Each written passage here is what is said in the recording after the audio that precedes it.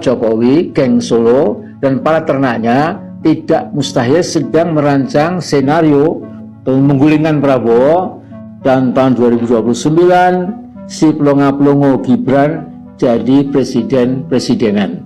Jenderal Prabowo Subianto telah mengkhianati 07. Saya yakin kalau Anda tidak mengkhianati dia, tentu saja segala problem yang dihadapinya, Anda pasti pasang badan, Anda pasti bersikap. Hei Rosulio, Anda bukan pakar telematika, clear. Rismon Senimpar, Anda bukan S3, Anda bukan dokter, clear. Begitu kita mendengar Bapak Prabowo Subianto memberikan abolisi kepada Tom Lembong dan amnesti kepada Hasto, ya kami nggak terima, Bang. Sementara elit-elit politik kemana mereka semua? Yang dulu diberikan jabatan komisaris, yang mereka tahu bahwasanya ijazah Pak Jokowi asli, kenapa nggak ada yang buka suara? Kenapa Megawati tidak pernah buka suara? Dia yang mendukung Joko Widodo dari mulai wali kota, gubernur, presiden, harusnya tanggung jawab dia untuk buka suara kepada seluruh rakyat Indonesia. Sementara Pak Jokowi harus berdarah-darah sendiri menghadapi tuduhan ijazah palsu. Artinya Bapak Prabowo memang ingin meninggalkan kami dan menganggap kami ini tidak berarti. Tolong hargai suara kami. Yang aneh-aneh aja termo ini, merasa Pak Prabowo tidak mendukung Pak Jokowi, meninggalkan Pak Jokowi. Hei, tahu nggak, Pak Jokowi tinggal tunjukin ijazah, kan nggak ribet. Kenapa lu libatkan Pak Prabowo? Merasa ditinggalkan Pak Prabowo nggak mau pasang badan buat Jokowi. Yang diurus Pak Prabowo itu rakyat Indonesia, bukan mantan presiden.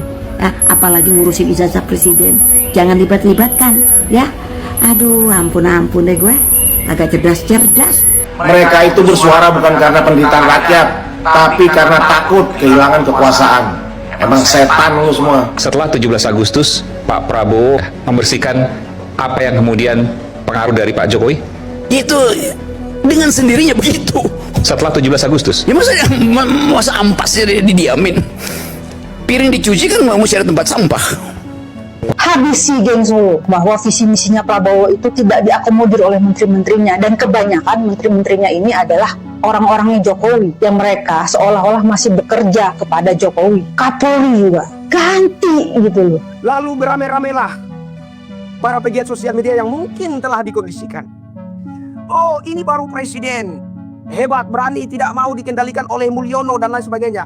Ketahui ya Tuan Presiden, Ternak Mulyono yang menjadikan Anda presiden. Presiden yang membela koruptor tidak layak untuk didukung, tidak layak untuk memimpin NKRI. Pak Prabowo katanya mau melawan korupsi sampai ke Antartika. Mana? Dahulu pemimpin kita berbicara terkait dengan akan mengejar koruptor ke Antartika. Iya. Saya akan mengejar koruptor sampai ke Antartika. Dia berani memerdekakan koruptor.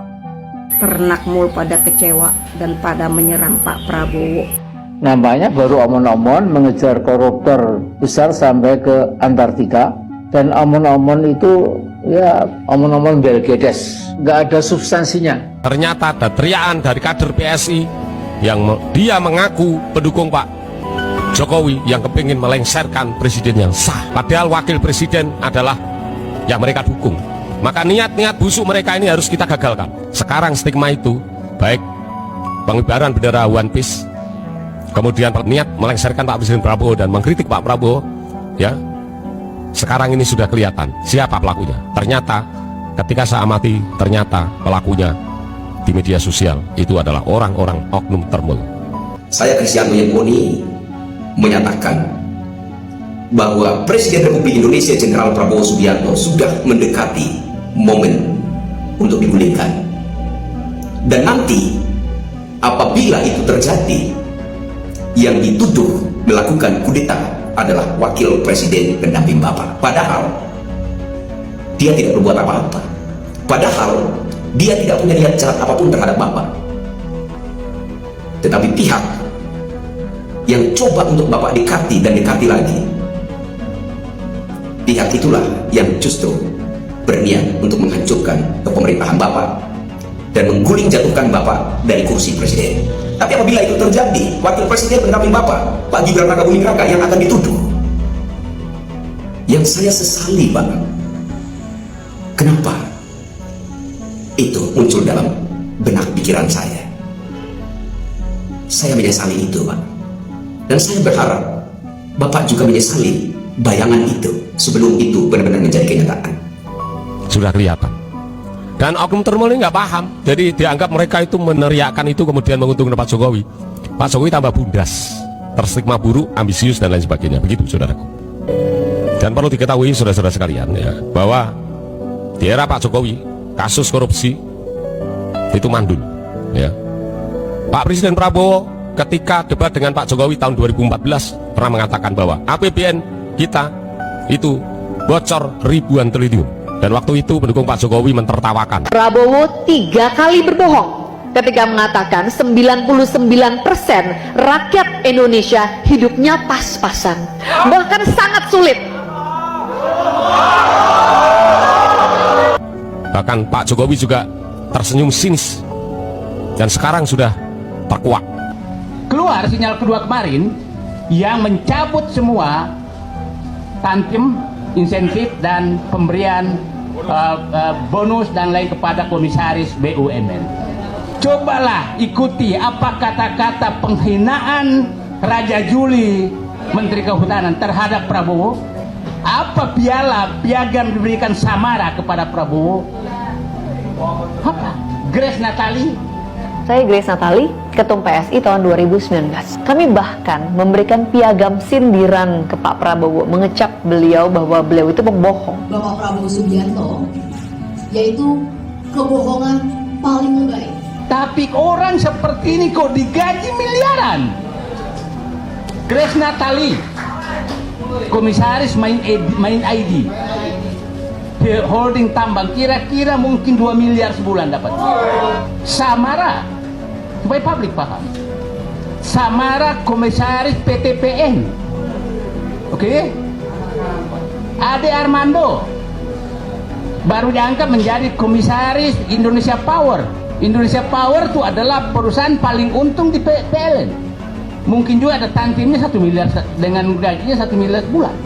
Ada gitaris Garing Ganesha Giring menjadi komisaris JMF, anak perusahaan Garuda. Komisaris pupuk, apa urusannya gitar sama pupuk? Jadi betul-betul dirusak semua ini, dan saya pikir ini tidak lepas dari tanggung jawab Erick Thohir. Terbuka semua bahwa ternyata mereka itu masuk ke BUMN untuk merampok negara, untuk menghajar negara. Nah, sekarang baru paham kan lo pade, siapa yang ada duri dalam daging. Kalau yang dibilang duri dalam daging, yang kayak begini-begini nih. Tapi nggak tahu di antar kelanjutannya. Tapi yang lucu ya guys, ini yang lucunya nih.